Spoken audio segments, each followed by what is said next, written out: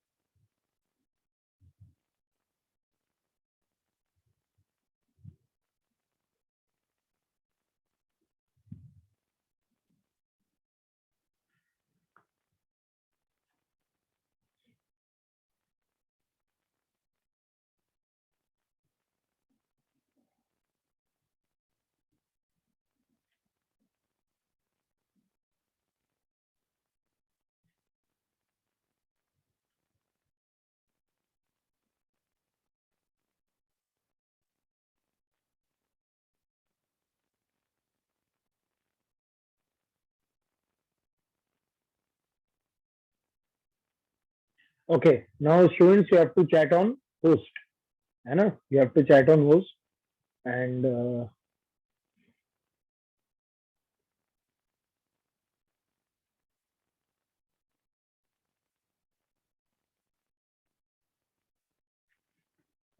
okay, right. Now everything must be fine. सभी को मैं दिख भी रहूंगा, right?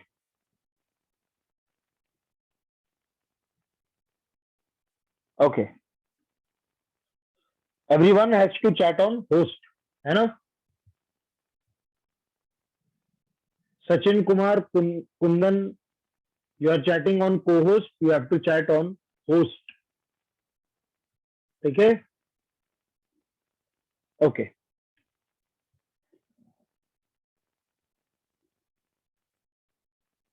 राइट, बिल्कुल। तो once again good morning to all. थोड़ी सी कुछ टेक्निकल इश्यूज थे, उसके कारण थोड़ी सी क्लास डिले हो गई है। ओके, अब बच्चों सबसे पहले तो हम डिस्कशन करना चाहेंगे जो मैंने अभी तक होमवर्क दिया है, जो कल मैंने डिस्कस नहीं किया। रेस नंबर 6 को लेकर हम डिस्कशन करना चाहेंगे। और सभी लोगों को याद होगा, क्योंकि काफी लोग जो है कल मीटिंग जल्दी छोड़कर चले गए थे। मैंने लास्ट में पीरियोडिक टेबल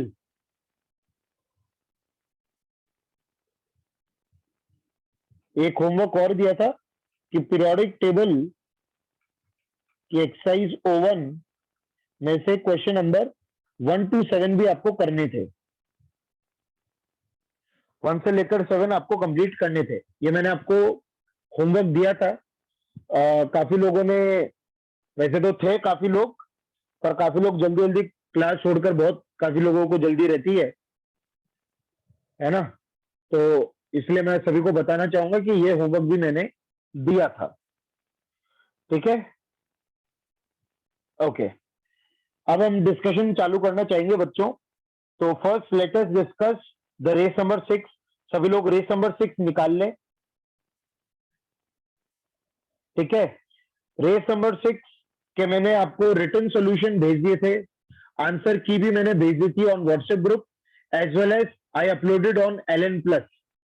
मैंने व्हाट्सएप ग्रुप पे भी भेजा और LN प्लस पे भी भेजा था। तो आई होप सभी लोगों ने देख लिया होगा। ठीक है,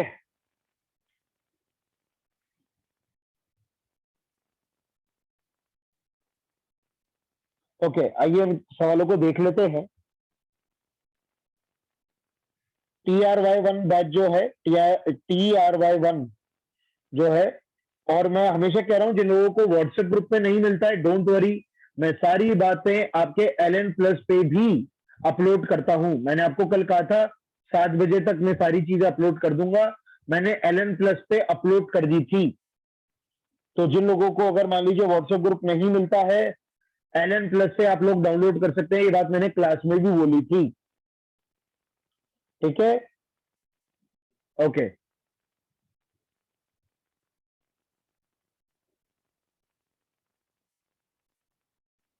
तो चालू करते हैं डिस्कशन। आई थिंक सभी को मैं दिख पा रहा हूं, सभी को स्क्रीन भी दिख रही है। Everything is fine, right?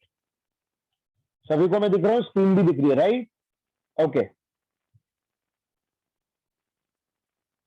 Okay, let's start now.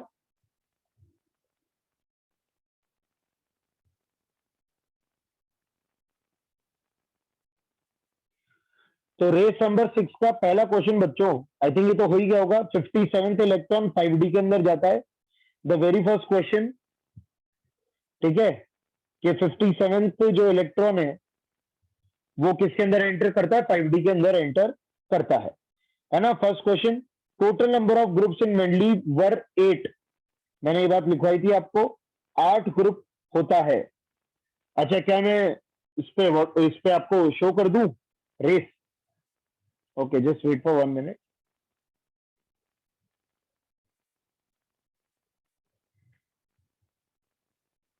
अगर आप चाहें कि मैं जो रेस है स्क्रीन पे शो कर दूं तो I can do that as well. Just wait for 1 minute.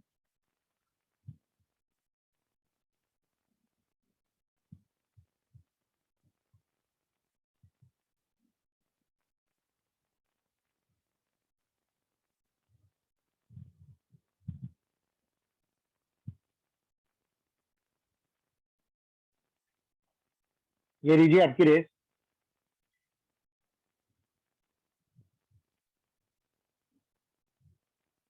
हाँ जी, तो सभी लोग देख पा रहे हैं अभी? बेटा याद रखो, एक चीज समझना, कोई आपसे पूछेगा मेंडलीव में कितने नंबर ऑफ ग्रुप्स थे? 8 ही थे। वो एक ग्रुप उसने खाली छोड़ा था।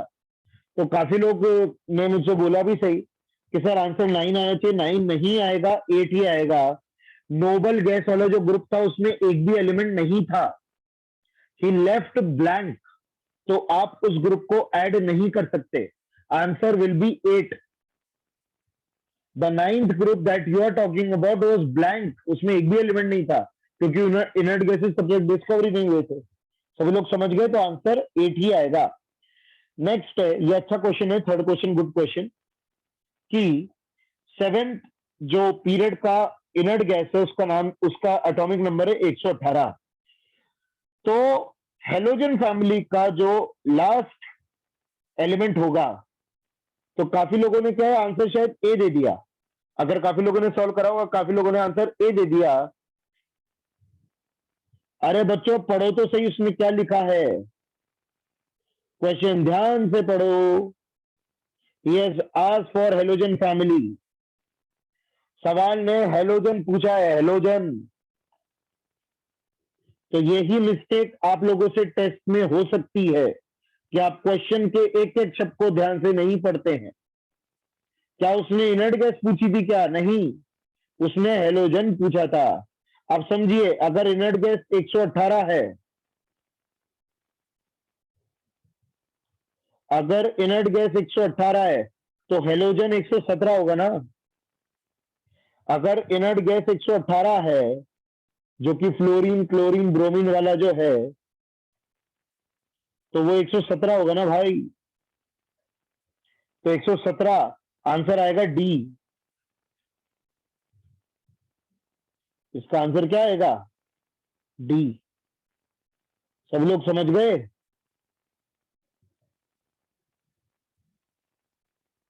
इसके लिए निकालना था आपको, ठीक है? Okay, next question, fourth question. ये तो बहुत आसान क्वेश्चन था। आपको ही पता, अगर डॉबरेनर ट्राइड एक्स वाई और जेड होता है, तो एक्स प्लस जेड बटे 2, उसने कहा था वाई होता है। तो एक्स और वाई की वैल्यू दे रखी है, जेड निकालना था, है ना। एक्स और वाई दे रखे थे तो जेड निकालना था। सीडी का क्या क्या कहना चाह रहे हो? सीडी,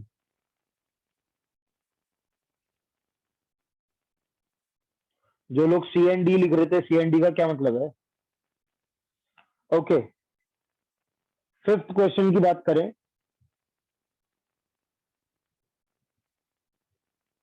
कि एक वैलेंस शेल का इलेक्ट्रॉनिक कॉन्फ़िगरेशन कुछ इस तरह से है, 5s1 और 4d4।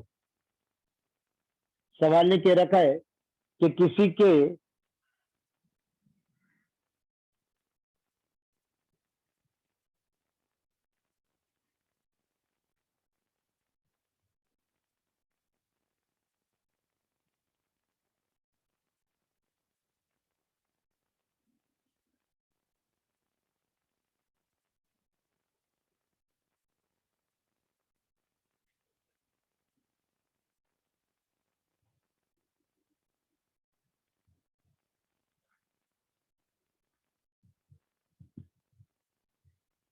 अच्छा, काफी लोग यूं कह रहे हैं वो डॉबरेनर में ये भी हो सकता है कि जेड वाला बीच में आ जाए, आप यूं कहना चाह रहे हैं?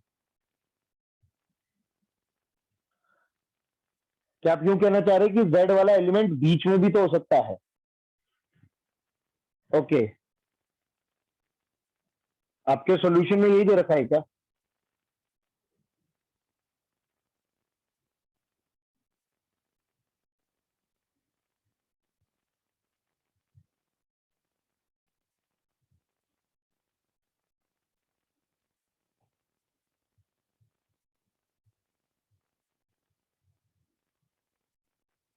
नहीं बच्चों, याद रखना, एक चीज मैं बता दूं, आंसर विल बी ओनली 42। ये मैंने आपको जो कल सॉल्यूशन भेजे थे, answer will be only 42। Why? Because अगर उसने एक्स वाई जेड लिखा है तो वो इंक्रीजिंग एटॉमिक मास के ऑर्डर में ही लिखा होगा।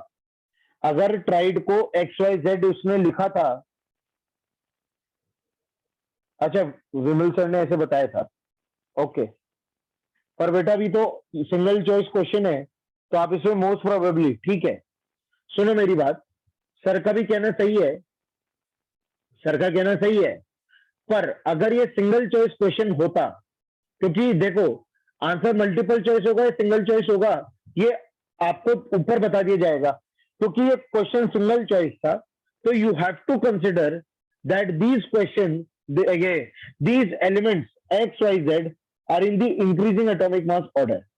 आपको ये मानना पड़ेगा, ठीक है। तो सिंगल चॉइस है तो हाँ, अगर ये क्वेश्चन मल्टीपल चॉइस होता then you could have said. तो क्या ये रेस आपकी डिस्कस हो चुकी है क्या पहले? क्या ये पूरी रेस डिस्कस हो चुकी है क्या पहले? अच्छा, पूरी नहीं हुई है, ओके ठीक है। तो ठीक है आंसर। वैसे जो लोग कह रहे हैं सी और डी, यू कैन से सी और डी, बट क्योंकि अगर सिंगल चॉइस है, अगर ये सिंगल चॉइस क्वेश्चन है, तो जैसा कि मैं आपसे कह रहा हूं कि सिंगल चॉइस वाइज तो आंसर 42 ही जाएगा, ठीक है ओके। आप फिफ्थ क्वेश्चन की बात कर लेते हैं। फिफ्थ क्वेश्चन की बात कर लेते हैं। सवाल ने कहा 5s में 1 इलेक्ट्रॉन है, 4d में 4 इलेक्ट्रॉन है, बताइए ग्रुप क्या होगा। तो आपको ही पता है डी ब्लॉक एलिमेंट्स के लिए ग्रुप कैसे निकालते हैं, ns plus n-1 D electron. तो आंसर सिंपली इसका फिफ्थ ग्रुप आ जाएगा।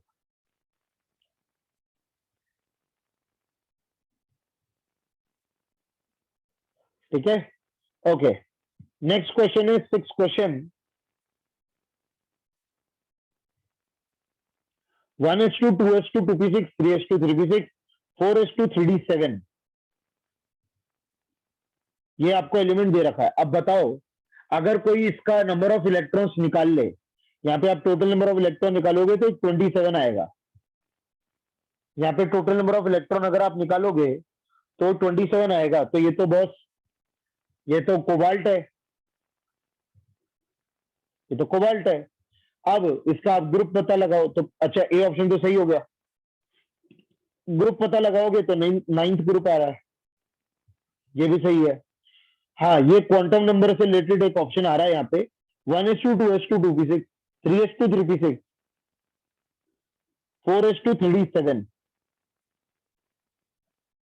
तो इसका कैसे पता लगाएं? तो answer number 6, 1s2 2s2 2p6 3s2 3p6 4s2 3d7, m बराबर +1 कैसे निकालो? तो सभी का क्या आप m लिख सकते हो क्या बच्चों? क्या आप सभी लोग इसका m लिख सकते हो क्या? बिल्कुल लिख सकते होंगे। 0 0 -1 0 +1 0 -1 0 +1 0 -2 -1 0 +1 +2, ये इस तरह से इनका m आएगा। सवाल ने कहा आपको m बराबर +1 से मतलब है, तो +1 ये रहा, +1 ये रहा और +1 ये रहा, ठीक है। ये सारे +1 है। अब बताइए इसमें कितने कितने इलेक्ट्रॉन, बताइए इनमें कितने कितने इलेक्ट्रॉन। तो आपने 3 ऑर्बिटल में से, नहीं 6 नहीं आएगा अंकित कुमार, 6 कैसे आएगा बेटा? जो लोग 6 आंसर दे रहे हैं गलत दे रहे हैं। अरे m बराबर +1, 2p6 में से एक m सेलेक्ट करना है, कोई एक m सेलेक्ट करना है, तो कोई भी एक हो सकता है।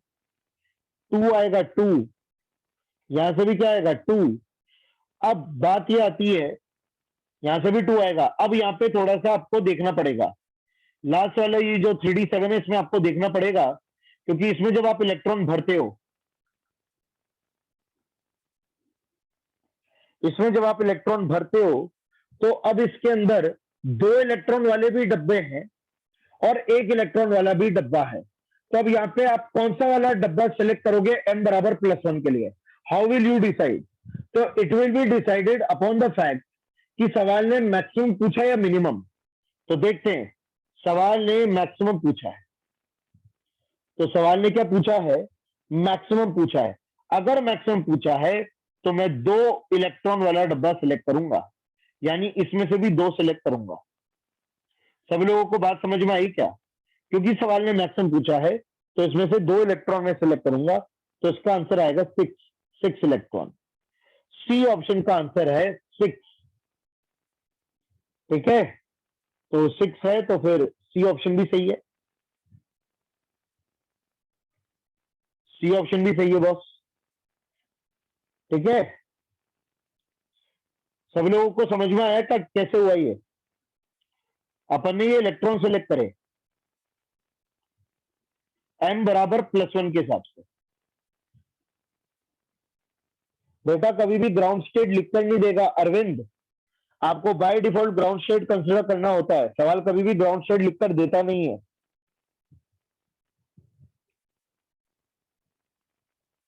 ठीक है, ओके। और आइए अब लास्ट ऑप्शन चेक करते हैं, मैग्नेटिक मोमेंट √15। मैग्नेटिक मोमेंट का फॉर्मूला बोलो कोई, मैग्नेटिक मोमेंट का formula under root n into n plus 2 Bohr magneton. This is the formula for magnetic moment. यहाँ पे n क्या होता है, number of unpaired electrons, n यहाँ पे होता है नंबर ऑफ अनपेयर्ड इलेक्ट्रॉन्स। ठीक है, ओके। अब बताइए बच्चों, यहाँ पे कितने आपको नंबर ऑफ अनपेयर्ड इलेक्ट्रॉन मिल रहे हैं, कितने अनपेयर्ड इलेक्ट्रॉन मिल रहे हैं बोलो।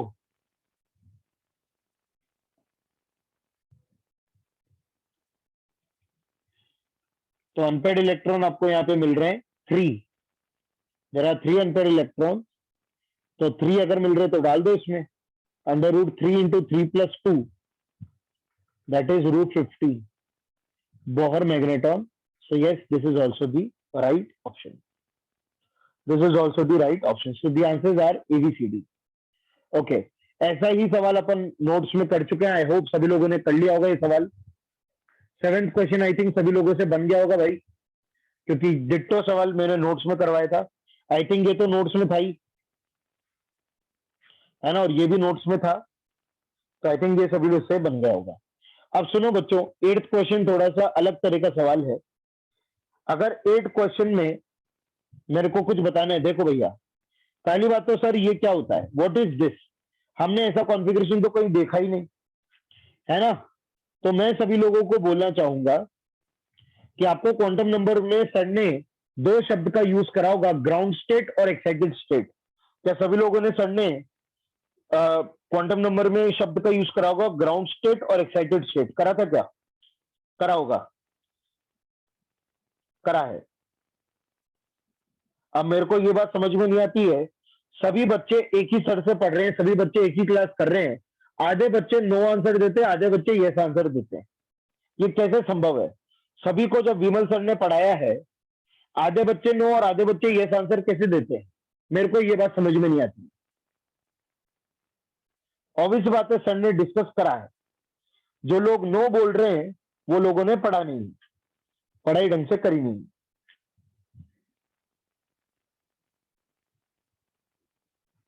ओके, अब सुनो, 1s2 2s2 2p2 3s1, आपको साफ दिख रहा है कि ये जो ऑप्शन यहाँ पे ये लिखा है ये क्या है, ऐसी कॉन्फ़िगरेशन तो कभी संभव ही नहीं है। ये तो अफबाउ प्रिंसिपल का प्रॉपर वायलेशन है कि जहां पे 1s का इलेक्ट्रॉन पूरा भरा नहीं, आपने 2s में इलेक्ट्रॉन कैसे भेज दिया, तो actually it is excited state configuration. तो आपको इससे मतलब नहीं होना चाहिए, भाड़ में गई ये configuration, you just calculate total number of electrons. आप तो आप सिर्फ एक चीज देख लो कि यहाँ पे टोटल नंबर ऑफ इलेक्ट्रॉन्स कितने हैं, बताओ कितने हैं, यहाँ पे टोटल नंबर ऑफ इलेक्ट्रॉन्स कितने हैं, 6। आपको तो बस इससे मतलब होना चाहिए, जो कॉन्फ़िगरेशन, जो अजीबो करीब कॉन्फ़िगरेशन उसने जो दे रखी है, जो अजीबो गरीब कॉन्फ़िगरेशन यहाँ पे उसने दे रखी है, आपको इससे मतलब नहीं है। आप तो यहाँ पे टोटल नंबर ऑफ इलेक्ट्रॉन्स गिन लो 6, और आप अब इसकी अपने हिसाब से कॉन्फ़िगरेशन लिखिए। Now you write the configuration according to yourself. बताइए क्या आएगी, 1s2 2s2 2p2, and obviously बात है, it is carbon, it is what, carbon. ठीक है, ये कार्बन है। ओके बच्चे, जस्ट वेट फॉर 1 मिनट, थोड़ी देर के लिए जस्ट वेट फॉर 1 मिनट। मेरी आवाज म्यूट होएगी, मैं खुद बोल रहा हूं मेरी आवाज म्यूट होएगी, जस्ट वेट फॉर 1 मिनट।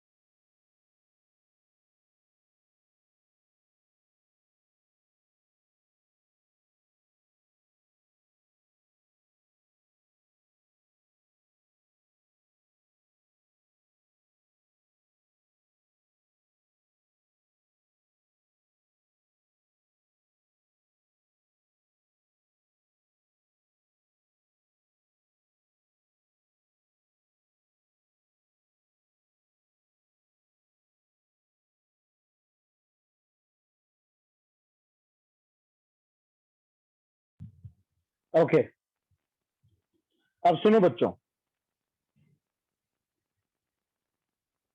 अब सुनो, यह है कि अब आपको पता चल गया एक कार्बन है, राइट?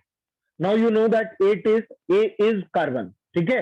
अब आप काम चालू कर दो, बताइए एस या पी ब्लॉक का है क्या? बिल्कुल है, yes, it belongs to P block, ठीक है?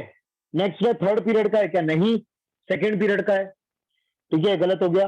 ग्रुप 6 है क्या? नहीं। कितना ग्रुप है बताओ इसका? इसका ग्रुप कितना है? 4 + 10 14th ग्रुप, ठीक है? नेक्स्ट डी ब्लॉक का है क्या? नहीं।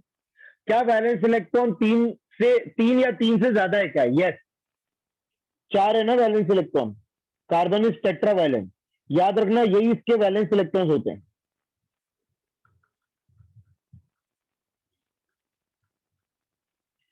यही इसके वैलेंस इलेक्ट्रॉन होते हैं, ठीक है?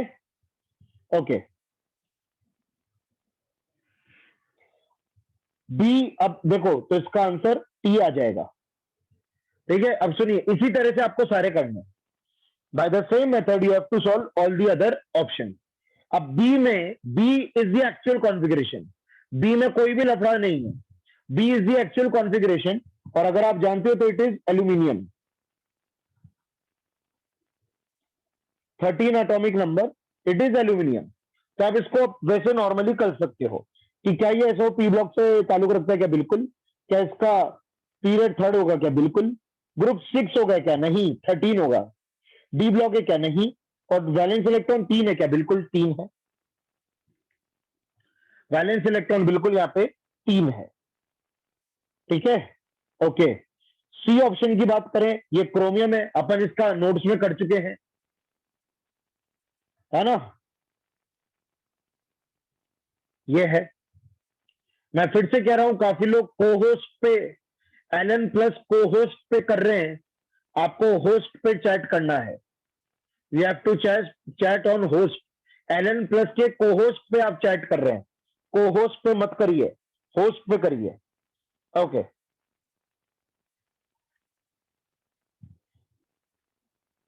अब सुनिए मेरी बात, सी वाले ऑप्शन के लिए मैं एक बात आपको कहना चाहूंगा, वैसे तो अपन क्रोमियम में सारी काम कर रखे हैं, 3d54s1, याद रखना बच्चों, this thing you have to remember, ये मैं आपको प्रॉपर नोट्स में लिखकर दे देता हूं। For D block elements, for D block elements,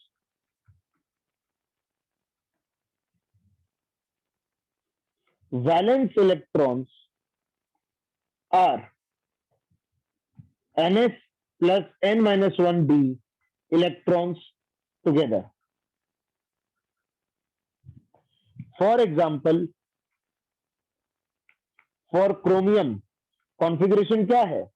argon 3d5 4s1, तो बच्चों इसके वैलेंस इलेक्ट्रॉन क्या है?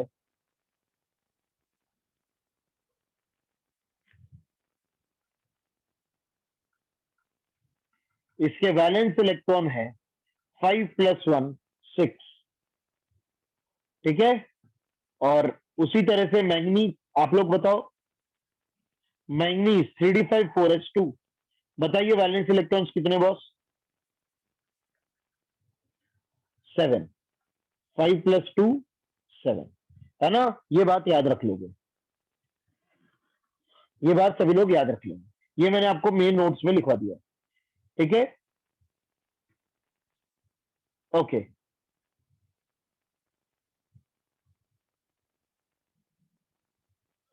और डी वाला फिर से उटपटांग कॉन्फ़िगरेशन लिख रहा है, डी ऑप्शन, ये भी उटपटांग कॉन्फ़िगरेशन लिख रहा है, तो इसके अंदर भी आपको क्या करना पड़ेगा? टोटल नंबर ऑफ इलेक्ट्रॉन्स आप तो गिन लो, डी ऑप्शन में भी क्या करो? टोटल नंबर ऑफ इलेक्ट्रॉन्स गिन लो और फिर अपने हिसाब से कॉन्फ़िगरेशन लिख दो, और फिर आपको आंसर मिल जाएगा। कर लोगे कि करके बताओ? डी ऑप्शन कर लोगे कि करके बताओ? आई थिंक कर लोगे, राइट? है ना? कर लेना, ओके। अब ये 9th जैसा क्वेश्चन अपन क्लास में कर चुके हैं, है ना? 9th वाला जो क्वेश्चन है वो अपन कर चुके हैं क्लास में, आई थिंक ये सारे सवाल आपसे हो गए होंगे। अच्छा, इसमें भी कहीं कहीं ये बेमतलब की कॉन्फ़िगरेशन लिख रहा है, ये देखो उटपटांग कॉन्फ़िगरेशन लिख रहा है, इसमें भी आपको यही करना है, इसके अंदर भी आपको यही करना है। जो इसने कॉन्फ़िगरेशन दे रखी है, गलत कॉन्फ़िगरेशन दे रखी है, उसके हिसाब से नहीं करना है, इसके हिसाब से नहीं करना है, इसमें भी यही करना है। टोटल इलेक्ट्रॉन्स गिन लो और अपने हिसाब से कॉन्फ़िगरेशन लिखने के बाद सवाल करो। इसने जो कॉन्फ़िगरेशन दे रखी है ना, इसको आप लिख लो और अपने हिसाब से आप इसको सॉल्व करो। तो जैसे इसको आप सही सही लिखोगे तो 1:2:2 आएगा, इसको आप अपने हिसाब से लिखोगे तो 1:2:2 आएगा। ठीक है। एक चीज और, काफी लोगों को जब मैं क्लास में कोई बात बोलता हूँ, भगवान जाने क्या आप लोग सुनते नहीं हो, क्लास में फोकस नहीं रहता। एक बच्चा कल मुझसे फिर बहस कर रहा था कि हीलियम पी ब्लॉक से बिलोंग करता है। काफी लोग कह रहे थे कि हीलियम पी ब्लॉक से बिलोंग करता है। अब भगवान जाने उनको कैसे समझाऊं, मैं किस भाषा में कहूं। मैं इंग्लिश में भी बोलता हूं, हिंदी में भी बोलता हूं, दोनों लैंग्वेज यूज करता हूं।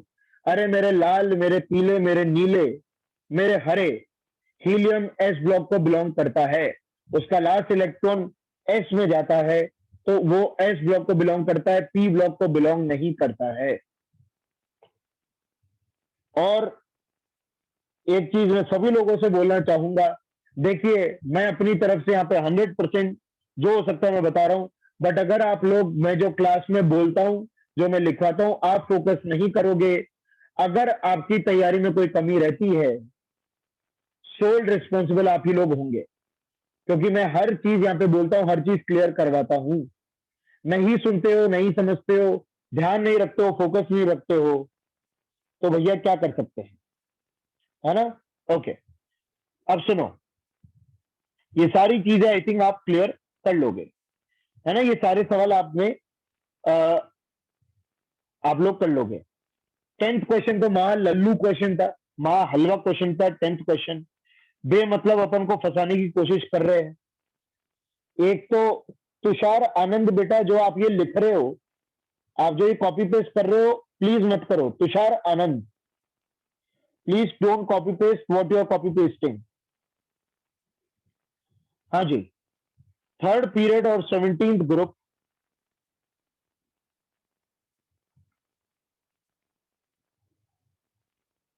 में कौन होता है? अबे क्लोरीन होता है। थर्ड पीरियड और 17th ग्रुप में कौन होता है? क्लोरीन होता है। अब क्लोरीन का आप कॉन्फ़िगरेशन लिख सकते हो।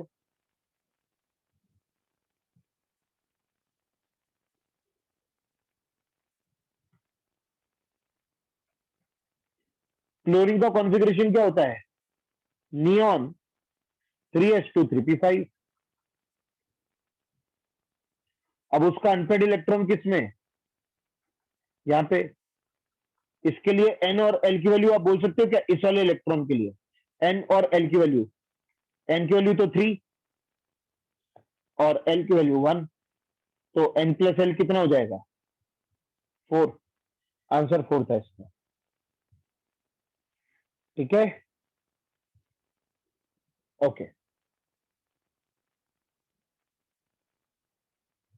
ठीक है जी, आगे बढ़ते हैं। ये थी आपकी रेस नंबर 6 कंप्लीट हो चुकी है बच्चों। ठीक है, I hope each and every question, each and everything, है ना, ये आपका क्लियर हो गया होगा। सारे क्वेश्चन आपके क्लियर हो गए होंगे, आई होप। पूरी रेस के 10 के 10 सवाल आई थिंक क्लियर हो गए होंगे। अनुज्ञा, helium belongs to 18th group.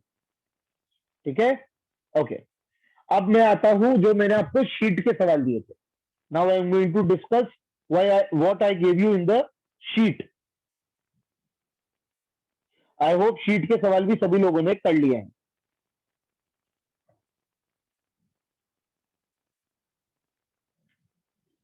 ये मैंने आपको सवाल दिए थे शीट के,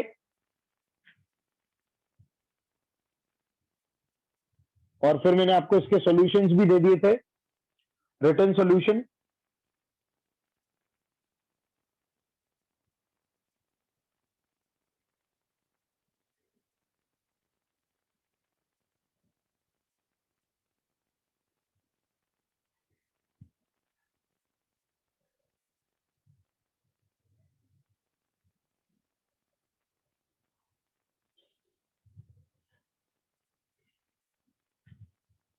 सॉल्यूशन भी भेजे थे बेटा मैंने, वरना कोई बात नहीं है, सॉल्यूशन मैं आपके आज के हैंडआउट के साथ पेस्ट कर रहा हूं। I am pasting the solution with your handout.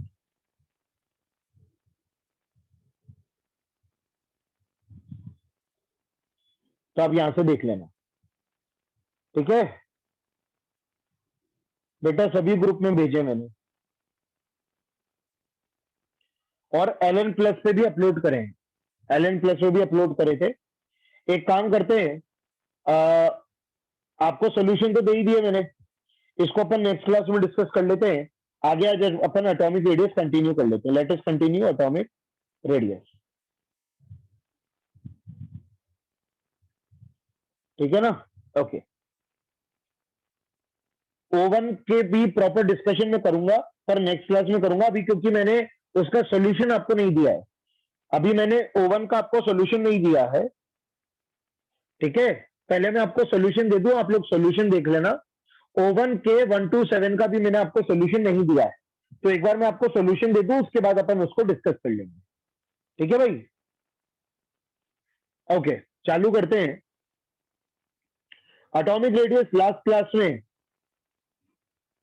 यहां पे अपन ने पढ़ा था,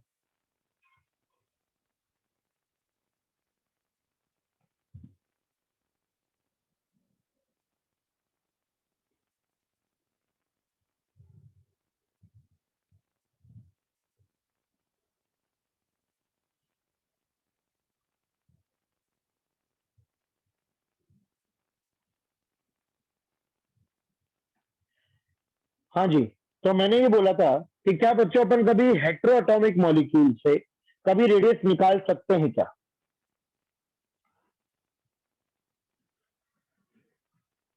क्या अपन कभी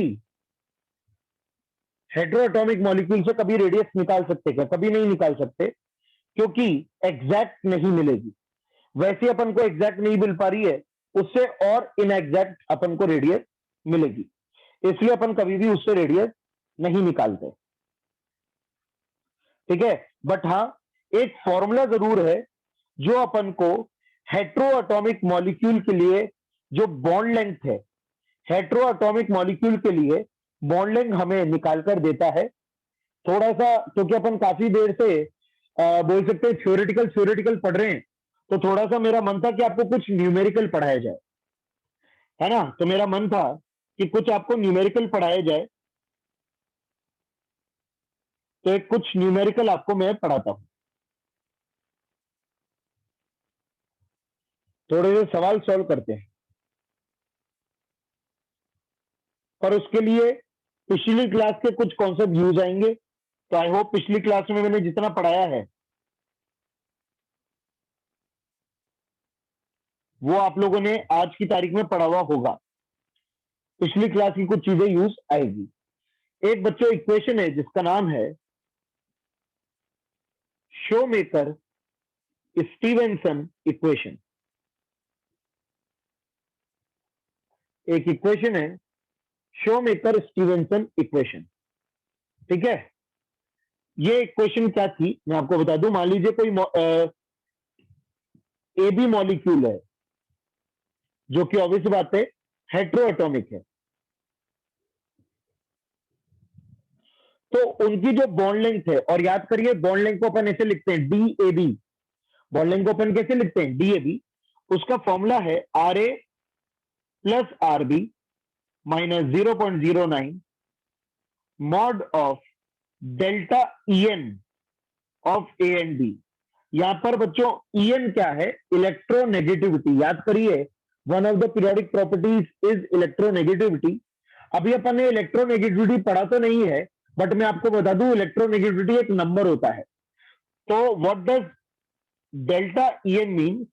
कि आपको ए की इलेक्ट्रोनेगेटिविटी में से बी की इलेक्ट्रोनेगेटिविटी को घटाना है मॉड के साथ, यानी ये वैल्यू पॉजिटिव आनी चाहिए। एक चीज और, ये जो रेडियसेस है ये एंगस्ट्रॉम में होनी चाहिए। तो एंगस्ट्रॉम एक यूनिट होती है लेंथ की, है ना? तो ये आपके सामने एंगस्ट्रॉम में होनी चाहिए, ठीक है? आइए क्वेश्चन करते हैं। मान लीजिए HCl मॉलिक्यूल है, HCl मॉलिक्यूल है, ठीक है। मैं आपको बोल रहा हूं bond length of hydrogen is 1 angstrom, bond length of chlorine यानी Cl2 molecule is 7 angstrom, electronegativity of hydrogen is 2.1, electronegativity of chlorine is 3.0, calculate bond length of HCl। ये सॉल्व करिए, सारी चीजें आपके सामने पेपर पे लिखी है, सारी चीजें आपके सामने स्लाइड पे लिखी है, आपको HCl की ही बॉन्ड लेंथ निकालनी।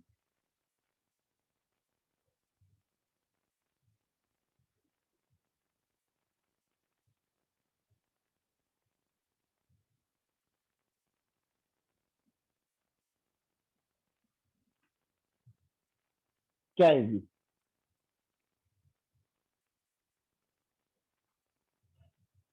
सईद, वेरी गुड बेटा, right answer, very good Saeed.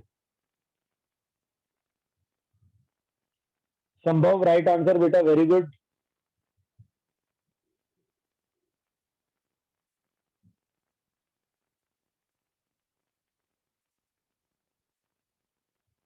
जिसका सही आंसर होगा मैं उनका नाम लूंगा, जिनका मैं नाम नहीं लूंगा उनका आंसर सही नहीं होगा।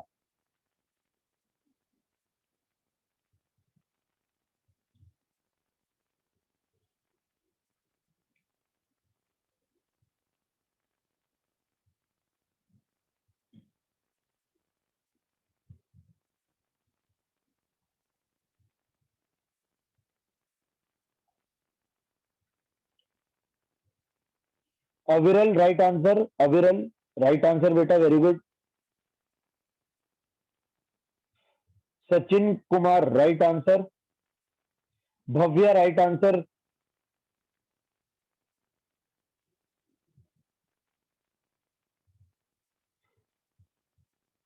विराज, right answer, Viraj, right answer बेटा। अस्मित, राइट आंसर बेटा।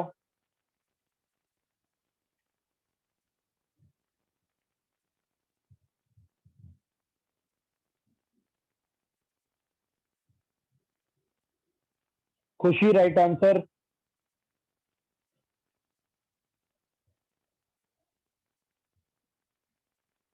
प्रकाश, राइट आंसर बेटा, प्रकाश कुमार। ओके, चलिए चालू करते हैं डिस्कशन। कृष्ण नारायण, राइट। जो लोग चैट होस्ट पे चैट कर रहे हैं मैं उन्हीं का आंसर बता सकता हूँ, को होस्ट के मैसेजेस मुझे दिखते नहीं है, तो जो लोग होस्ट पे लिख रहे हैं उन्हीं का मैं बता सकता हूँ। ओके, चालू करते हैं। आशुतोष दास, राइट आंसर। देखिए बच्चों, जिन लोगों का 7.9 या समथिंग कुछ आंसर आ रहा है उन्होंने क्या गलती करी है बच्चों, ध्यान से देखिए। यहाँ पे मैंने हाइड्रोजन की बॉन्ड लेंथ दी है पर यहाँ पर रेडियस लगता है, ध्यान से देखिए। यस वैभव त्रिपाठी, यस आपका मैसेज मिल रहा है मुझे, वैभव त्रिपाठी आपका मैसेज मिल रहा है मुझे। यहाँ पर ये बॉन्ड लेंथ है और ये रेडियस है, तो आपको बच्चों यहां से रेडियस निकालनी थी हाइड्रोजन की, विच विल बी 0.5 एंगस्ट्रॉम आदि। अरे भाई समझिएगा, मैंने आपको जो क्वेश्चन में दिया वो ये था 1 एंगस्ट्रॉम। अगर ये हाइड्रोजन और ये हाइड्रोजन है तो ये 1 एंगस्ट्रॉम था, सवाल ने आपसे ये मांगा है 0.5 एंगस्ट्रॉम। हाँ, तो ये निकालना था, ठीक है। उसी तरह से आपको क्लोरीन का जो रेडियस लेना था 3.5 एंगस्ट्रॉम लेना था। अब आप इसको सॉल्व करिए, अब आप इसको सॉल्व करोगे तो bond length of HCl is equal to 0.5 angstrom plus 3.5 angstrom minus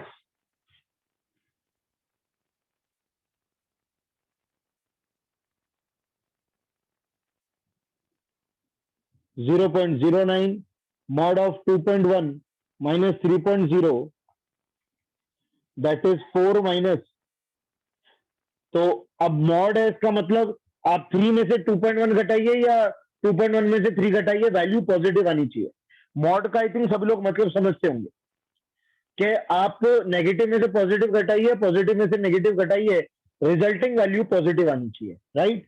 तो 4 में से 0.09 इंटू 0.9 मल्टीप्लाई होगा, तो 4 में से 0.081 माइनस होगा बच्चों। काफी लोगों ने 0.81 माइनस कर दिया है, ठीक है। तो ये आपके पास आएगा 3.919 angstrom. 3.919 angstrom, this is the correct answer. ये सही आंसर है, ठीक है। This is the right answer. Okay, हाँ हो सकता है मैं जिन्होंने सही आंसर दिया हो उनका नाम मेरे से स्किप हो गया हो, कोई बात नहीं। तो ये है।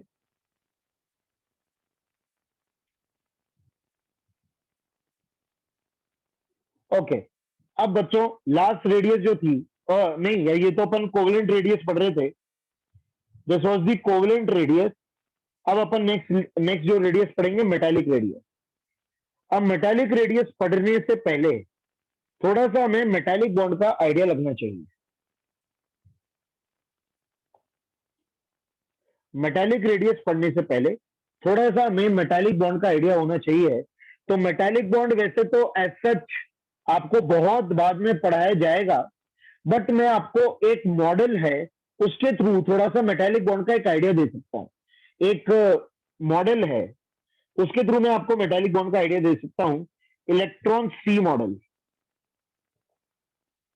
ये एक आउटडेटेड मॉडल है, ये एक फेल्ड मॉडल है ना। इलेक्ट्रॉन सी मॉडल, इलेक्ट्रॉन का समुद्र, समुद्र वाला मॉडल, है ना। ये एक फेल्ड मॉडल है, बट अपन को मेटालिक बॉन्ड का एक हल्का फुल्का आइडिया ये मॉडल दे सकता है। मान लीजिए बच्चों, आप आज से पहले कभी आयरन की रॉड देखते हो, आयरन की रॉड, लोहे की रॉड, आप सभी लोगों ने आयरन की रॉड देखी होगी, ये ऐसी की प्रॉपर कड़क आयरन की रॉड है ना। अच्छा, तो क्या ये मजबूत होती है? बिल्कुल मजबूत होती है, इट इज सॉलिड, ठीक है। ये एक सॉलिड होती है, मजबूत रॉड होती है, ठीक है। और ये मजबूत क्यों होती है? इसके अंदर आयरन एटम्स किस तरह से होते हैं, how iron atoms are arrange in this metal. तो बोला जाता है कि आयरन एटम्स जो है ना वो से इस तरह से,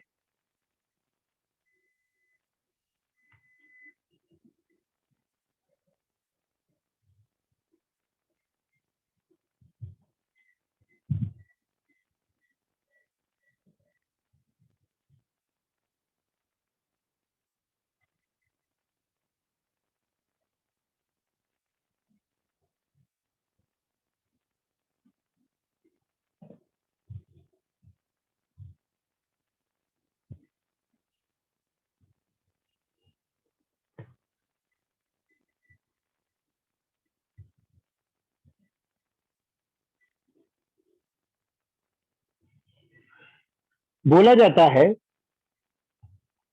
कि ऐसी 2+ आयन इस तरह से अरेंज्ड होते हैं।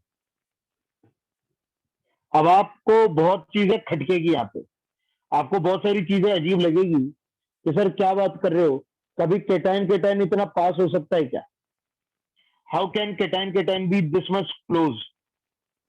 It can not be this much close, क्योंकि रिपल्शन होगा ना, केटाइन केटाइन में तो रिपल्शन होएगा। और एक चीज और, सर इनके 2 इलेक्ट्रॉन कहां गए? अगर मान लीजिए इनमें से 2 इलेक्ट्रॉन निकले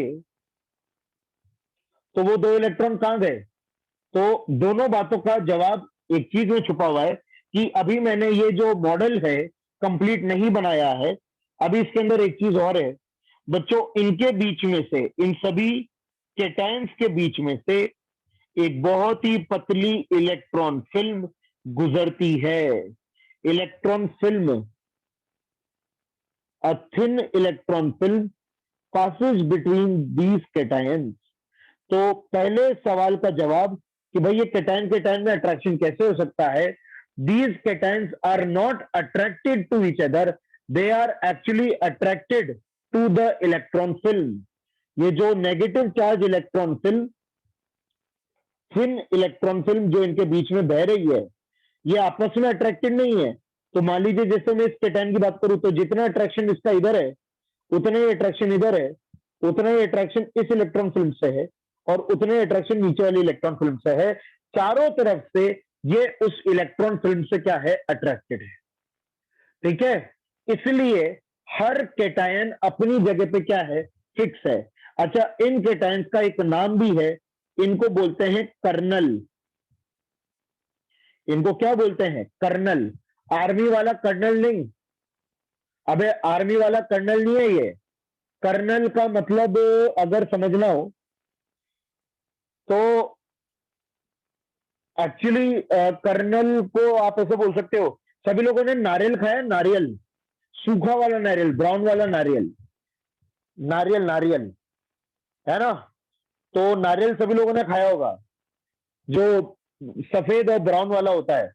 तो ये बताओ नारियल का खाने वाला पार्ट कौन सा होता है।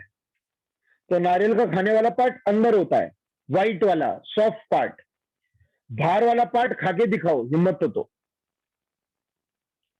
हाँ, बाहर वाला पार्ट हिम्मत है तो खा के दिखाओ। नॉर्मली दांत से वो सफेद वाला पार्ट कटता है, दांत से आप सफेद वाले पार्ट को काट सकते हो, बाहर वाला पार्ट आपके दांत काट सकता है, वो इतना कड़क रहता है। तो आप उससे अपने दांत तोड़ा सकते हैं, राइट। और अंदर वाला पार्ट जो होता है वो बहुत ही सॉफ्ट होता है, राइट।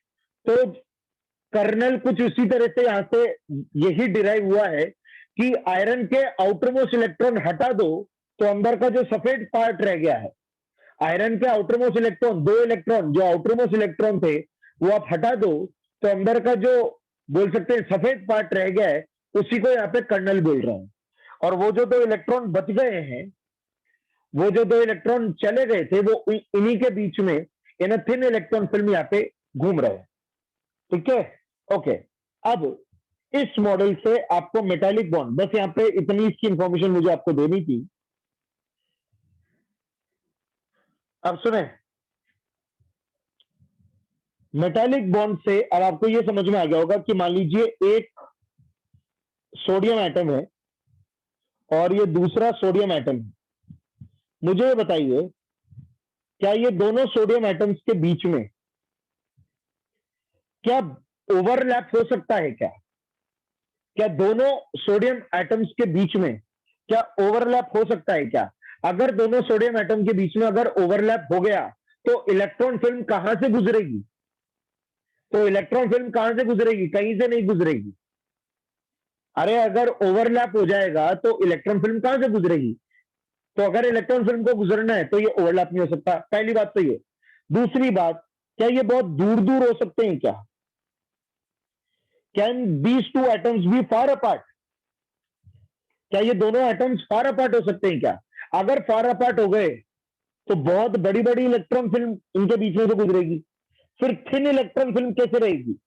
फिर तो थिक इलेक्ट्रॉन फिल्म हो जाएगी। और अगर थिक इलेक्ट्रॉन फिल्म हो गई तो हाई रिपल्शन होंगे, हाई रिपल्शन होंगे। अरे इलेक्ट्रॉन इलेक्ट्रॉन रिपल्शन बढ़ जाएगा। अगर इलेक्ट्रॉन इलेक्ट्रॉन रिपल्शन बढ़ जाएगा तो ये जो रॉड है ये चूरा बन जाएगी। ये जो रॉड है ये चूरा बन जाएगी, क्योंकि सारे एटम बिखर जाएंगे, सारे फोर्सेस डिसबैलेंस हो जाएंगे और ये रॉड जो है वो चूरा चूरा हो जाएगी। तो पॉसिबल ही नहीं, क्योंकि सारे फोर्सेस डिसबैलेंस हो जाएंगे ना। तो इसका मतलब ये है, कहने का मतलब ये है कि हो ना हो, ये दोनों एटम्स पास पास में ही रहते हैं। ठीक है, ये दोनों एटम्स पास पास ही रहते हैं। ये ना तो ओवरलैप कर सकते हैं ना ज्यादा दूरी पे हो सकते हैं। अब ये सारी बातें मैं क्यों बोल रहा हूं?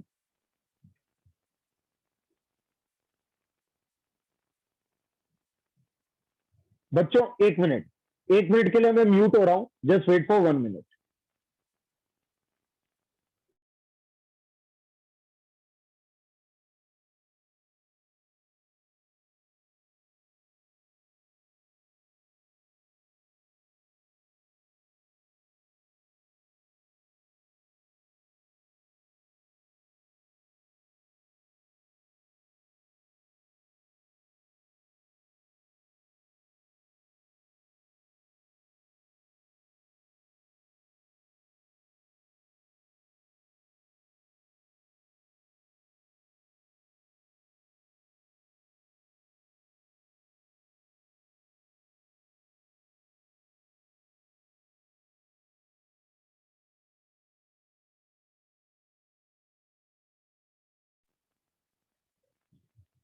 ओके,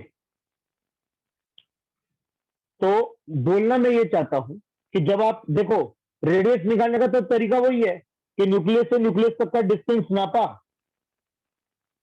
न्यूक्लियस से न्यूक्लियस तक का डिस्टेंस नापा और उसको क्या कर दिया, आधा।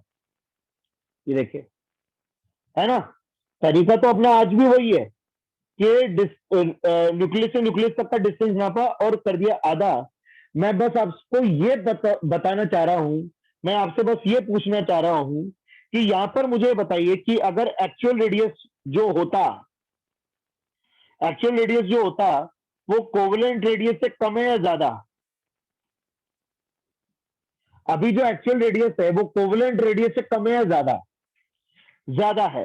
कोवेलेंट रेडियस जो भी आपके पास आ रही है वो कम है, जो कोवेलेंट रेडियस आपके पास आ रही है वो क्या है, कम है, एक्चुअल रेडियस ज्यादा है। पर मैं आपसे यहाँ पे ये पूछना चाह रहा हूं कि यहाँ पर जो मेटालिक रेडियस आएगी वो एक्चुअल रेडियस के क्या होगी? अगर मैं आपसे कहूं कि वो एक्चुअल रेडियस के ऑलमोस्ट सिमिलर है,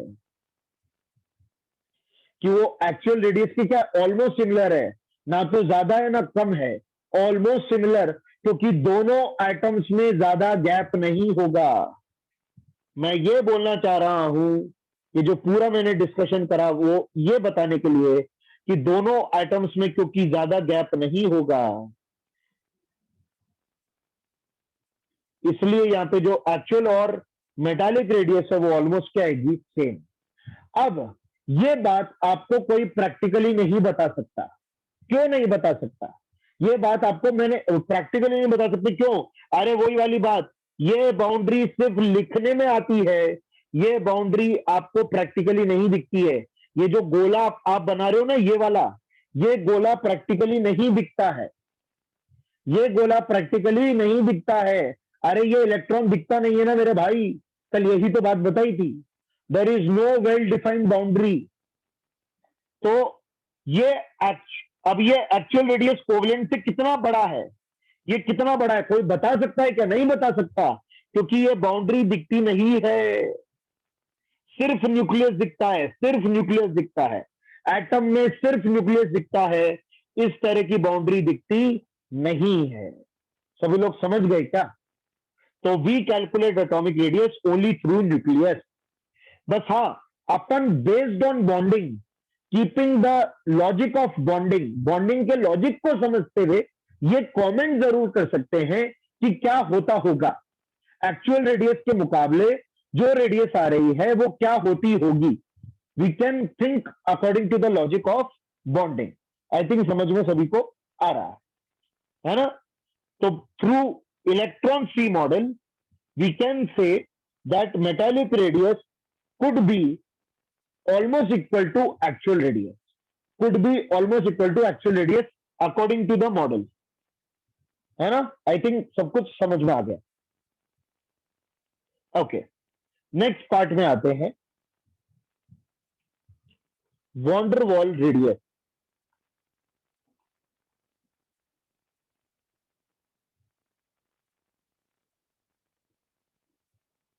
एक चीज और, इसको परफेक्टली समझना नहीं है, अगर इसमें आपको और कोई डाउट है तो मेटालिक बॉन्ड में या इलेक्ट्रॉन फ्री मॉडल में अगर आपको कुछ और भी समझना है तो समझने की आवश्यकता नहीं है।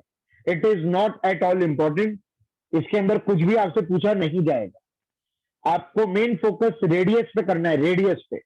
इलेक्ट्रॉन फ्री मॉडल के बारे में आपको बिल्कुल भी नहीं सोचना है, वाई इट फेल्ड, सर कोई और मेटल का बता दो, सब कुछ इलॉजिकल है, आपको उस पर फोकस नहीं करना है। हम जो टॉपिक पढ़ रहे हैं एटॉमिक रेडियस, आपको उस पर फोकस करना है ना? ओके, इसको बताने का पर्पस इतना ही था कि मेटल के दोनों एटम्स के बीच में ज्यादा गैप नहीं होता। इलेक्ट्रॉन फ्री मॉडल मैंने क्यों बताया? सिर्फ ये बताने के लिए कि मेटल, जब भी दो मेटल के एटम होते हैं, उन दोनों एटम के बीच में ज्यादा गैप नहीं होता। दैट्स इट, इतना ही मुझे आपको बताना है। नेक्स्ट आता है बच्चों वॉन डेर वाल रेडियस। अब वॉन डेर वाल रेडियस कहां से आता है? एक तरह के फोर्सेस होते हैं जिसको हम बोलते हैं वॉन डेर वाल फोर्सेस, है ना? एक तरह के फोर्सेस होते हैं which are called van der Waals forces. मेरी बात बहुत ध्यान से सुनना, जिन दो एटम्स के बीच में ना तो कोवेलेंट बॉन्ड होता है, ना मेटालिक बॉन्ड होता है, ना तो उनके बीच में ओवरलैपिंग हो सकती है। जैसे कोवेलेंट बॉन्ड में ओवरलैप होता है ना, जैसे कोवेलेंट बॉन्ड में ऐसे ओवरलैप होता है, ये देखिए ऐसे ओवरलैप होता है। मेटालिक बॉन्ड में दो एटम पास पास होते हैं, ना तो पास पास हो सकते हैं ना ओवरलैप हो सकता है, वहां पे कुछ तो अट्रैक्शन फोर्स होता है, उसको आप वॉन डेर वाल्स फोर्स बोलते हो। The van der Waals forces are those forces which exist between two non bonded atoms, जिनके बीच में कोई बॉन्ड नहीं होता, which exist between two non bonded atom, non bonded atom जिनमें कोई बॉन्ड नहीं होता, उनके बीच में वॉन डेर वाल्स फोर्स होता है। जैसे काफी लोगों ने 10th क्लास में अगर ग्रेफाइट का स्ट्रक्चर देखा है, ग्रेफाइट का स्ट्रक्चर है ना, ग्रेफाइट का स्ट्रक्चर आप लोगों ने देखा है, तो एक ग्रेफाइट तो उसमें लेयर्स होती हैं, ग्रेफाइट के स्ट्रक्चर में लेयर्स होती हैं, आप सभी लोगों ने देखा होगा हेक्सागोनल लेयर्स होती हैं। तो एक लेयर और दूसरी लेयर के बीच में वॉन डेर वाल्स फोर्सेस होते हैं, वीक फोर्सेस होते हैं। एक लेयर और दूसरी लेयर के बीच में वॉन डेर वाल्स फोर्सेस होते हैं, है ना, ये है layers are held by van der Waals forces, बिल्कुल सही, ठीक है। ओके, अब सुनो, मैं यहां पे क्या बताने आया हूं, रेडियस। मान लीजिए मैं लेता हूं हीलियम, है ना, या मान लीजिए मैं लेता हूं नियॉन या नियॉन, है ना। अब नियॉन के अंदर आपको ही पता है बच्चों, नियॉन जो कि एक इनर्ट गैस है, क्या वो कभी ओवरलैप करेगी दूसरे नियॉन के एटम के साथ? क्या वो कभी दूसरे नियॉन के एटम के साथ कभी ओवरलैप करेगा? कभी नहीं करेगा, नेवर, ये प्रॉपर गलत है, कभी भी नहीं करेगा, है ना, क्योंकि वो इनर्ट गैस है। अच्छा, क्या एक नियॉन का एटम और दूसरे नियॉन का एटम इतना पास हो सकता है कभी? आप बताइए, क्या एक नियॉन का एटम और दूसरे नियॉन का एटम कभी इतना पास हो सकता है क्या? कभी नहीं हो सकता, बिकॉज नियॉन इज गैस, सारी इनर्ट गैसेज हैं। क्या कभी आपने सोचा ऑल इनर्ट आर गैसेज? तो गैस का मतलब वो पास में इंट्रैक्शन करती नहीं है दोनों एटम्स के बीच में, उनके दो एटम्स के बीच में कोई भी इंट्रैक्शन कभी नहीं होता। ये देखिए आप, there is no interaction, right, okay. तो ये इतना दूर दूर रहते होंगे।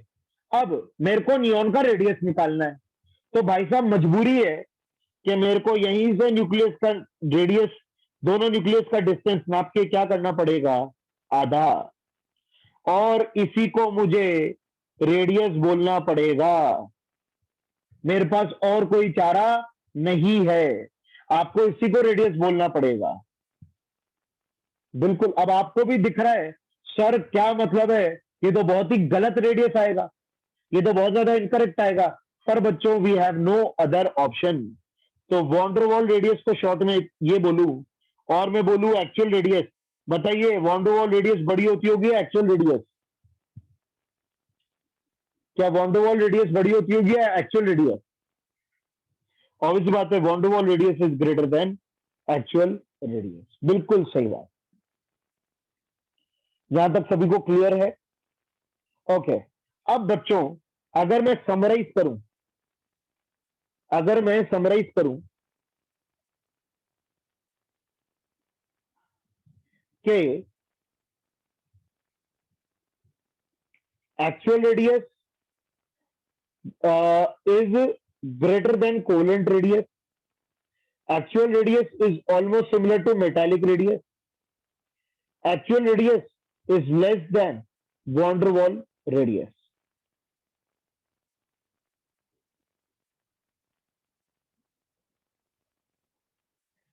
है ना? अब मान लीजिए बच्चों, सभी लोगों को ये बात समझ में आ गई, है ना? अब मान लीजिए बच्चों कि एक ही एलिमेंट है जो कि तीनों तरह की रेडियस दे पाता है। मान लीजिए फॉर एन एलिमेंट जिसके लिए तीनों तरह की रेडियस पॉसिबल हो पाती है, समहाउ, ठीक है। कोई एक एलिमेंट है जिसके लिए तीनों तरह की रेडियस हो पाती है, उसके लिए कोवलेंट रेडियस भी निकाली जा सकती है, मेटालिक भी निकाली जा सकती है और वॉन डेर वाल्स भी निकाली जा सकती है। आप मुझे बताइए, अगर एक ही एलिमेंट की तीन तरह की रेडियस आई तो कौन सी वाली रेडियस की वैल्यू सबसे ज्यादा होगी, किसकी उससे कम होगी और कौन सी सबसे कम होगी, बताइए। कौन सी वाली रेडियस सबसे बड़ी होगी? ऑब्वियस बात है, जिसके अंदर हवा भी आ रही है, जिस रेडियस के अंदर ऐसे हवा भी इंक्लूड होगी, ये हवा ही तो इंक्लूड हो रही है, वो रेडियस तो सबसे बड़ी आएगी। मेटालिक रेडियस ऑलमोस्ट एग्जैक्ट होगी, मेटालिक रेडियस ऑलमोस्ट क्या होगी, एग्जैक्ट होगी। और कोवलेंट रेडियस कम आएगी, कोवलेंट रेडियस एक्चुअल से भी क्या आएगी, कम आएगी। तो बस ये मेन फील आपको आनी चाहिए। क्या सभी लोगों को समझ में आ गया? क्या ये पॉइंट सभी को समझ में आ गया है क्या? ठीक है ना? तो ये है, okay.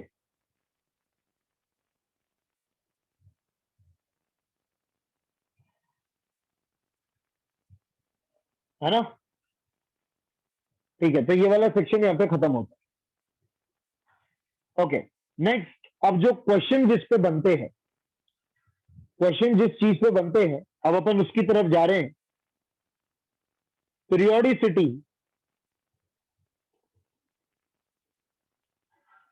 In atomic radius,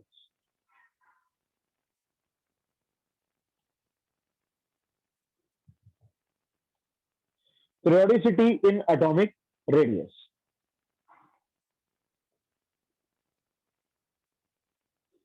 periodicity का क्या मतलब है? मैं अब यहां पे आपको ये बताऊंगा कि किस हिसाब से आपका जो रेडियस है वो अलोंग द पीरियड जो है चेंज होता है।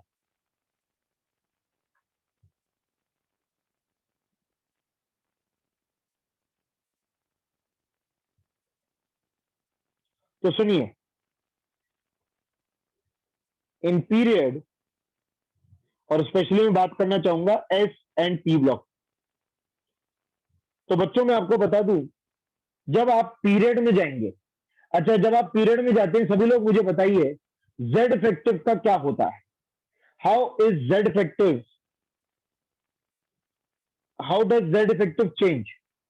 तो आप लोगों को पता होगा, लेफ्ट टू राइट जाते हुए जेड इफेक्टिव बढ़ता है, लेफ्ट टू राइट जाते हुए जेड इफेक्टिव क्या होता है, बढ़ता है। जैसे from lithium to neon the Z effective increases. अगर मैं सेकेंड पीरियड की बात कर रहा हूं, from lithium to neon Z effective increases. तो बिल्कुल, अब आप ये बताइए जेड इफेक्टिव होता क्या था, जेड इफेक्टिव होता क्या था? तो अगर मैं रिकॉल आपको करवाऊं, व्हाट वाज जेड इफेक्टिव? पहली बात तो जेड इफेक्टिव का फुल फॉर्म होता है effective nuclear charge, effective nuclear charge. Nucleus जो आउटरमोस्ट इलेक्ट्रॉन को अट्रैक्शन दे रहा है।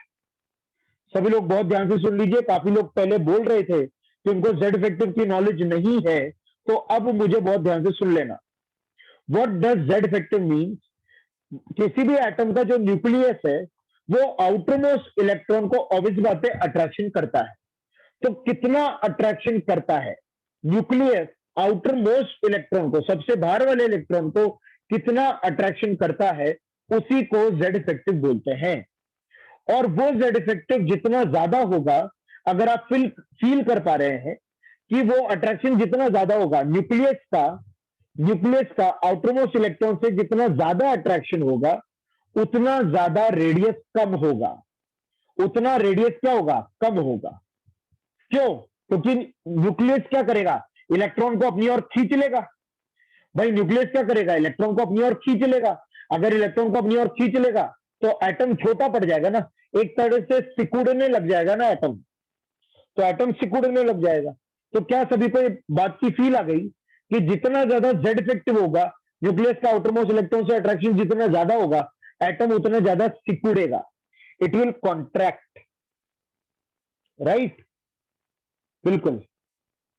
तो इस बात को मैं लिखवा देता हूं, on moving from left to right,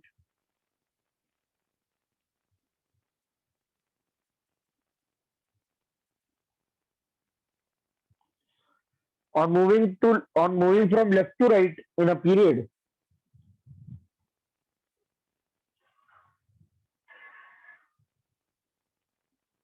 z effective increases, atomic radius decreases. Z effective increases, atomic radius decreases. ठीक है, तो आप ये भी बोल सकते हो atomic radius is inversely proportional to Z effective. हम ये बात भी बोल सकते हैं. ठीक है, तो बच्चों फटाफट मुझे कंपेयर करके दिखा दो लिथियम बेरिलियम, पूरा सेकेंड पीरियड ले रहा हूं, पूरा second period, lithium beryllium boron carbon nitrogen oxygen fluorine neon, compare atomic radius. Question ये है कंपेयर एटॉमिक रेडियस. बताइए क्या आएगा, बताइए क्या आएगा.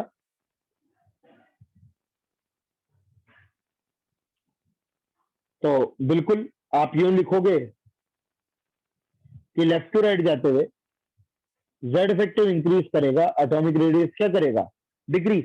क्योंकि left to right atomic radius क्या करता है, डिक्रीज. ठीक है, तो बिल्कुल इसका आंसर क्या आएगा, यही आएगा. बिल्कुल इसका आंसर क्या आएगा, यही आएगा. पर काफी लोग पढ़ के आए, वेरी गुड. काफी लोग जानते हैं एक बात, बहुत बढ़िया. पर बच्चों एक लफड़ा है. लफड़ा ये है कि यहाँ पर घूर कर देखिए नियॉन को, यहाँ पर ध्यान से देखिए नियॉन को. अरे बॉस ये इनर्ट गैस है, इसका जब रेडियस निकलेगा, इसका जब रेडियस निकलेगा तो कौन सा वाला रेडियस निकलेगा, वॉन्डरवॉल. वॉन्डरवॉल में आ जाएगी हवा, वॉन्डरवॉल में क्या आ जाएगी, हवा. हवा भी काउंट हो जाएगी. जब हवा भी काउंट हो जाएगी तो उसका जो एक्चुअल जो ऑर्डर आएगा वो आएगा, सबसे आगे आएगा नियॉन. सबसे आगे कौन आएगा, नियॉन. फिर beryllium, boron, carbon, nitrogen, oxygen, fluorine. ये इसका आंसर आएगा. ठीक है,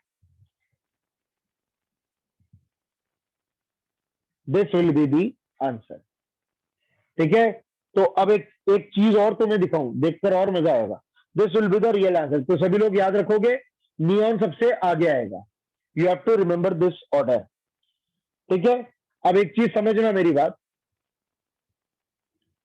कि एक तुम्हें चीज दिखाता हूं. नियॉन के अंदर बेटा कौन सा वाला रेडियस निकलेगा, वॉन्डरवॉल रेडियस है ना. नियॉन के अंदर कौन सा रेडियस निकलेगा, वॉन्डरवॉल. अच्छा लिथियम बेरिलियम बच्चों क्या होते हैं, मेटल या non metal. What is lithium beryllium, metal या नॉन मेटल, मेटल. तो बताइए इनमें कौन सी रेडियस निकलेगी, मेटालिक रेडियस. इनमें कौन सी वाली रेडियस निकलेगी, मेटालिक रेडियस.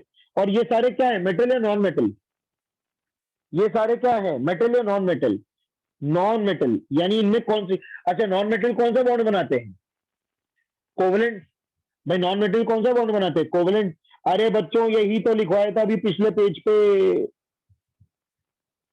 बच्चों यही तो लिखवाया था पिछले पेज पे. ये देखो, वंस मोर हेंस प्रूव्ड. एक और बार ये बात प्रूफ हो गई. ये देखिए आप, अरे आया, ये देखिए आप. तो अभी भी सबसे आगे कौन है, वॉन्डरवॉल, फिर मेटालिक और फिर कोवलेंट. समझ गए. ओके, इसी तरह से आपको पीरियड वाइज, हाँ वॉन्डरवॉल से विनर्ड गैस, युवराज वॉन्डरवॉल आप सिर्फ विनर्ड गैस के लिए ही कंसिडर करोगे. ठीक है, ओके.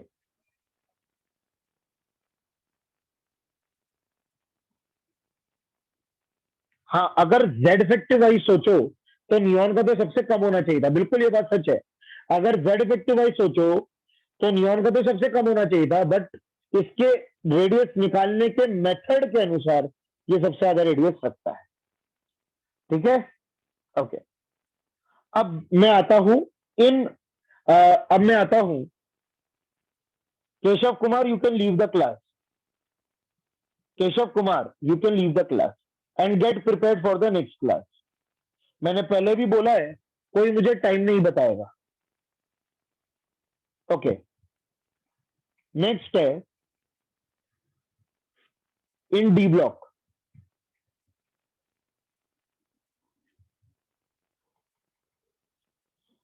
अभी मैं क्योंकि पीरियड वाइज बात कर रहा हूं, है ना, पीरियड वाइज बात कर रहा हूं, तो स्कैंडियम, टाइटेनियम, वेनेडियम।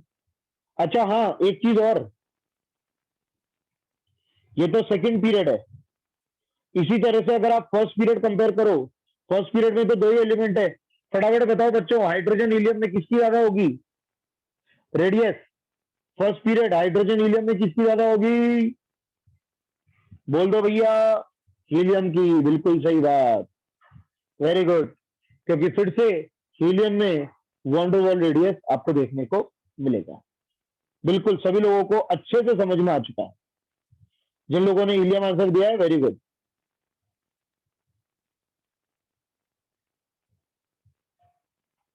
ओके, अब मैं आ रहा हूं डी ब्लॉक पे। अब डी ब्लॉक में भी पीरियड की बात कर रहे हैं।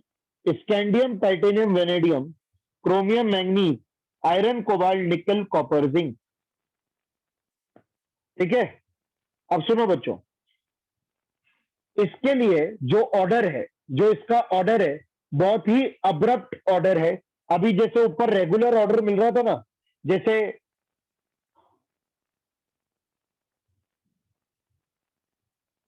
जैसे अभी तक आपको यहाँ पे रेगुलर ऑर्डर मिल रहा था ना, ये ऐसे रेगुलर ऑर्डर मिल रहा था ना, वैसा ऑर्डर बच्चों आपको डी ब्लॉक में पीरियड में देखने को नहीं मिलता।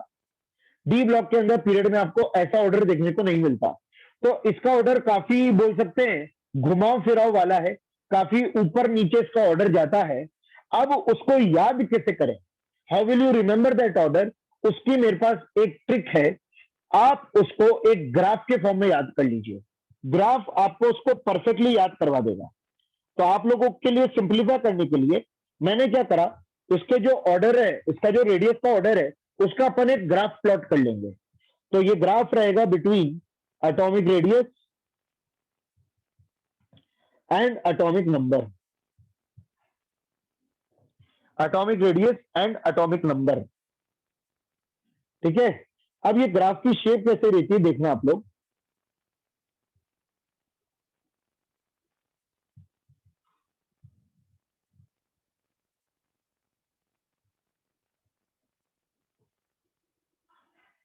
ये ग्राफ की शेप कुछ इस तरह से रहती है।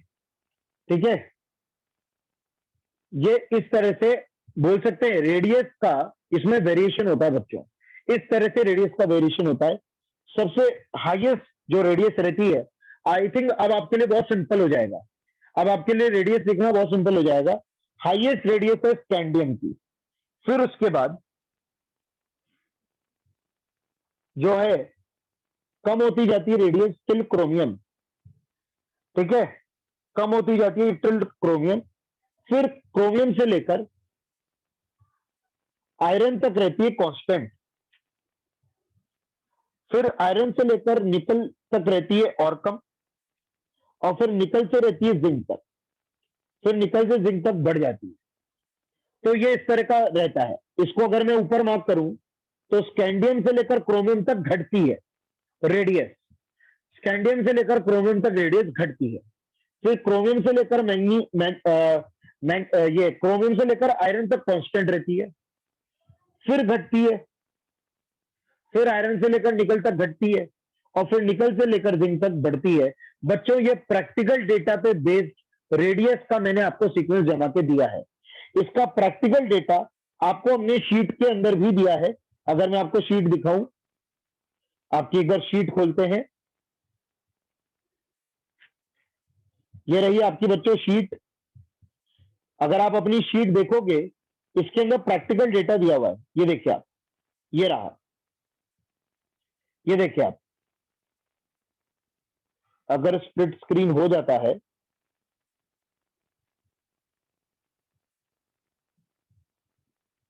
क्या आपको स्प्लिट स्क्रीन दिख रहा है? दिख रहा होगा। ये देखिए आप, दोनों ऑर्डर को आप मैच कर लीजिए। ये आप दोनों ऑर्डर देख सकते हो। ये देखिए आप, मतलब वैल्यू वाइज आप ऑर्डर देखिए, आप वैल्यू वाइज ऑर्डर। वैसे मैंने, हाँ, वैल्यू वाइज ऑर्डर देखा, दिख रहा होगा। स्कैंडियम 1.44, फिर टाइटेनियम 1.32, वैनेडियम 1.22, फिर मैंगनीज 1.17, आयरन 1.17, क्रोमियम 1.17, है ना? बिल्कुल। और ये देखिए फिर उसके बाद कम हो गया, फिर उसके बाद बढ़ गया। तो ये डेटा वाइज मैंने आपको ऑर्डर दिया है। अब मेरी बात बहुत ध्यान से सुनना, आप ना तो डेटा याद करोगे, neither you will learn the data, neither you will learn this kind of order, ना आप इस तरह से याद रखोगे। आप लोग बच्चों याद रखोगे ये ग्राफ, आप तो एक ग्राफ याद रखो, इस ग्राफ से आपको सब कुछ याद हो जाएगा, है ना? You have to remember the graph, ठीक है? आपको ग्राफ याद करना है। ओके। और ये ग्राफ की शेप कैसी है, अगर मतलब इस ग्राफ की शेप अगर याद करनी हो, क्या आप लोगों ने अपने हिंदी वो Bollywood super hero Krrish Krrish movie देखी है क्या? क्रिश, तो क्रिश का मास्क देखा हुआ है क्या आप लोगों ने? वो क्रिश का मास्क नहीं था क्या? अरे वही जिसमें वो उसको वो जादू सुपर पावर देकर जाता है, तो ऐसे ही कुछ मास्क रहता है ना यार उसका, क्रिश का मास्क। हाँ, बैटमैन से जो इंस्पायर्ड है, तो ये क्रिश के मास्क जैसा ही दिखता है, ये ग्राफ क्रिश के मास्क जैसा ही दिखता है, ठीक है? हाँ, इंडियन बैटमैन,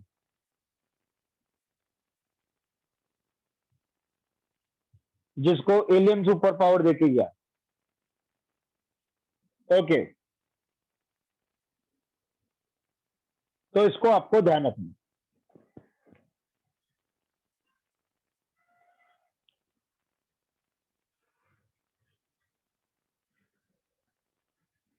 हाँ,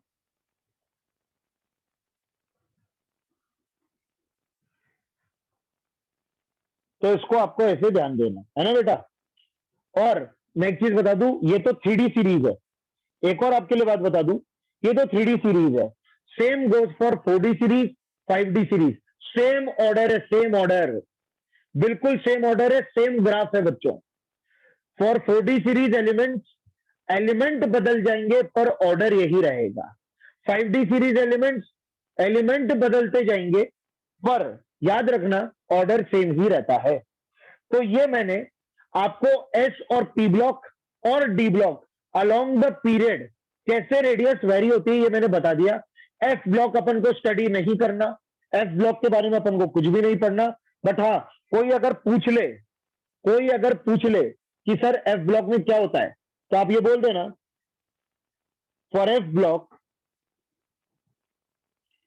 for F block on moving from left to right, atomic radius generally decreases.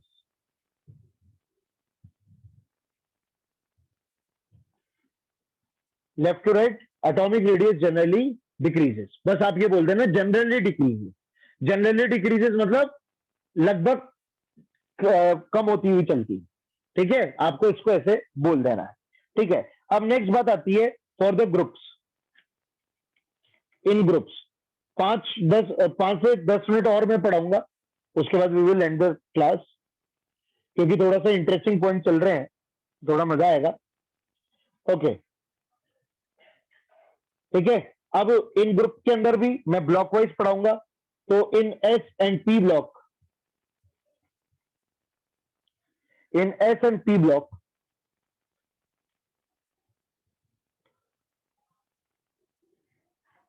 on moving from top to bottom, on moving from top to bottom in a group,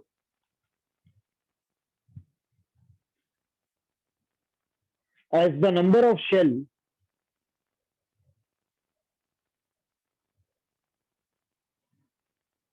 increases,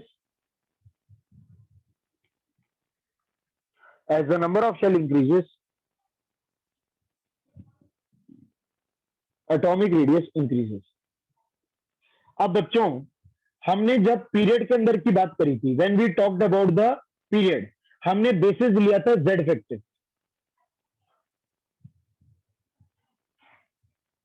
हमने basis लिया था z effective, right? जब हमने along the period बात करे था, हमने basis z effective लिया था. क्या आप ग्रुप के अंदर z इफेक्टिव बेसिस ले सकते हो? तो जिन लोगों ने z इफेक्टिव अच्छे से पढ़ा होगा, उनको पता होगा, अरे ग्रुप में z इफेक्टिव कांस्टेंट होता है. डू वी ऑल नो कि in group the z effective is constant. तो आप z इफेक्टिव को बेसिस नहीं ले सकते to compare atomic radius in group. तो अब क्या बेसिस लें? तो अब क्या बेसिस लोगे? ऑब्वियस बात है, जब आप ग्रुप के अंदर आते हो और जब आप डाउन द ग्रुप जाते हो, अरे तो शेल बढ़ता है ना बच्चों, एक एक शेल बढ़ता है, इलेक्ट्रॉनिक कॉन्फ़िगरेशन में शेल बढ़ता है. मैं आपको एक एग्जांपल देता हूं.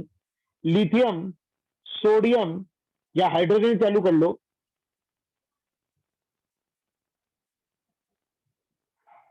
Hydrogen, lithium, sodium, potassium, rubidium, caesium. अच्छा, एक चीज बच्चों, अपन फ्रांशियम और रेडियम को लेकर कोई प्रॉपर्टी डिस्कस नहीं करेंगे. एक बात मैं आपको बता दूं, फॉर फ्रांशियम एंड रेडियम और एनी रेडियो एक्टिव एलिमेंट के लिए हम कोई भी पीरियोडिक प्रॉपर्टी डिस्कस नहीं करेंगे. क्यों नहीं करेंगे? क्योंकि रेडियो एक्टिव एलिमेंट्स क्या होते हैं? They are highly unstable atom. उनका न्यूक्लियस फट जाता है. कोई रेडियो एक्टिव एलिमेंट क्या होता है? उसका न्यूक्लियस फट जाता है, डिसइंटीग्रेट हो जाता है. तो जिसका एटम ही स्टेबल ना हो, उसकी कोई प्रॉपर्टी क्या स्टडी करेगा? जो एटम ही स्टेबल ना हो, ये एटम अभी दिख रहा है, अभी नहीं रहेगा, उसकी क्या प्रॉपर्टी डिस्कस करेंगे? तो we will never discuss the property of radium, francium और एनी रेडियो एक्टिव एलिमेंट. ये बात मैं आपको बता दूं. ओके, अब सुने, मेरे को हाइड्रोजन की वैलेंस इलेक्ट्रॉनिक कॉन्फ़िगरेशन बताएं, 1s1. लिथियम की कॉन्फ़िगरेशन बताएं, वैलेंस 2s1. सोडियम है 3s1. पोटेशियम है 4s1. रुबिडियम का वैलेंस, मैं वैलेंस इलेक्ट्रॉनिक कॉन्फ़िगरेशन लिख रहा हूं, वैलेंस इलेक्ट्रॉनिक कॉन्फ़िगरेशन 5s1. और सीशियम है बच्चों 6s1. मैंने ऐसे आगे बढ़ता हुआ क्यों लिखा? क्योंकि क्या आपको फील आ रही है कि ऊपर से नीचे नंबर ऑफ शेल्स इंक्रीज कर रहे हैं? Number of shells in atom, in element increase कर रहे हैं. तो आप ही बताइए, एटॉमिक रेडियस भी क्या करेगा? इंक्रीज करेगा. एटॉमिक रेडियस भी क्या करेगा? इंक्रीज करेगा. तो एज सिंपल एज दैट. अगर कोई आपसे पूछेगा एटॉमिक रेडियस का ऑर्डर बताइए, hydrogen, lithium, sodium, potassium, rubidium, caesium, beryllium, magnesium, calcium, strontium, barium, atomic radius का ऑर्डर बताइए, तो क्या बताओगे?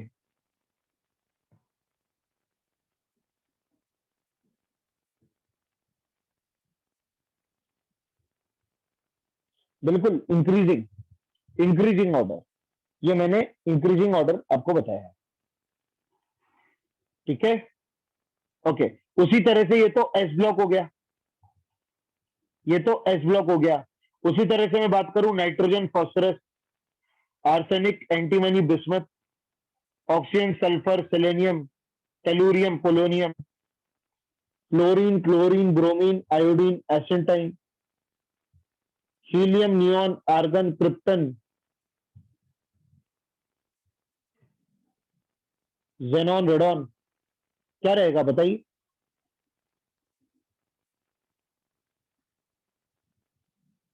बिल्कुल ये इंक्रीजिंग ऑर्डर ही आएगा. सबका इंक्रीजिंग ऑर्डर आएगा. ठीक है, तो ये है.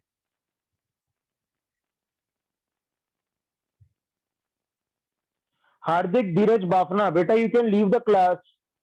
हार्दिक, धीरज, रुको, मैं आपको क्लास के बाहर छोड़ के आता हूं. आप क्यों परेशान होते हो?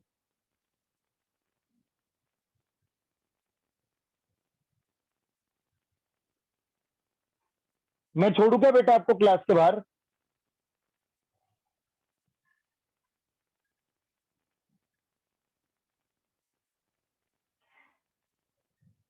ओके, तो बच्चों आज भी आई थिंक अपन यहां तक रीच नहीं कर पाए क्योंकि अपन ने शीट डिस्कस करी।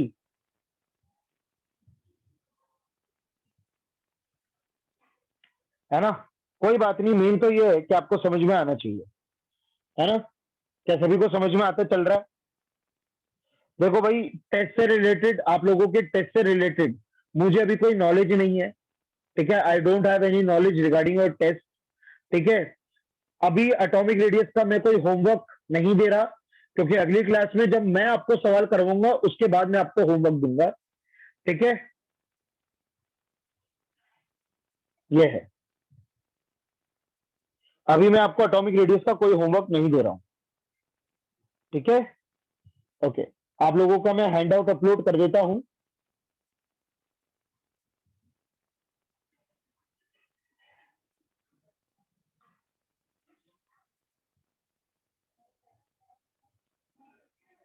हाँ जी, I have uploaded the handout. ठीक है, एंड अभी होमवर्क वही है जो अभी कल तक दिया था। हाँ, बस ये है कि ओवन का 1 to 7 और आप लोग कर लीजिए। होमवर्क वही है जो अभी तक मैंने आपको दिया था, 1 to 7 तक और आप उसको कर लीजिए। ठीक है बच्चों, मिलते हैं नेक्स्ट क्लास में।